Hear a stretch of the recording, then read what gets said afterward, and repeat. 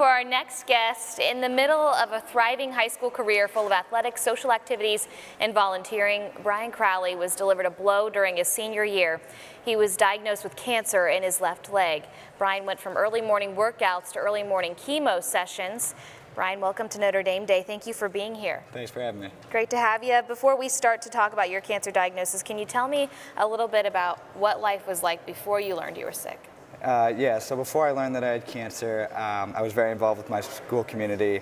I played rugby, I was on the cross-country team, I was involved with the theatrical productions, I was a Boy Scout, so I mean, you name it, I probably went to the interest meeting and was involved a lot. So you were extremely active in your school and the community. Yes. How did you find out you had cancer?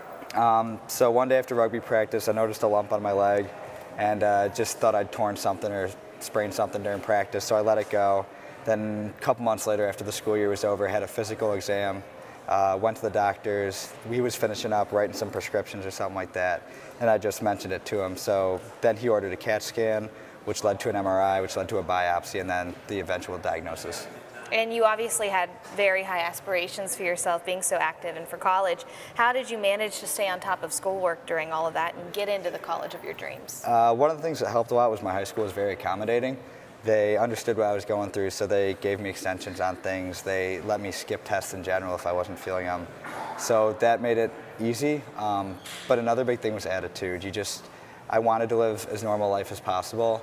And so whenever I felt crummy or just didn't want to do something, I would just push myself to do it and get it done because I was so committed to living as normal a life as possible throughout the entire process. And before you came on, we talked a little bit about your time here so far at Notre Dame. You said you've really enjoyed it.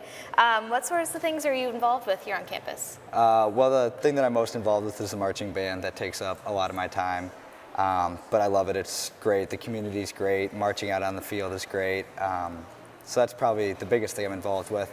Other than that, I'm also involved with Dylan Hall's government, brother, sister, dorm commissioner. So that's a minor role that plays in my life, but definitely the band. Oh, that's got to be fun, especially on game days. Yeah, nothing like it. That's great. And I understand having cancer taught you some pretty powerful lessons about life. Can you share one of those with us? The biggest thing I learned from having cancer is don't take anything for granted.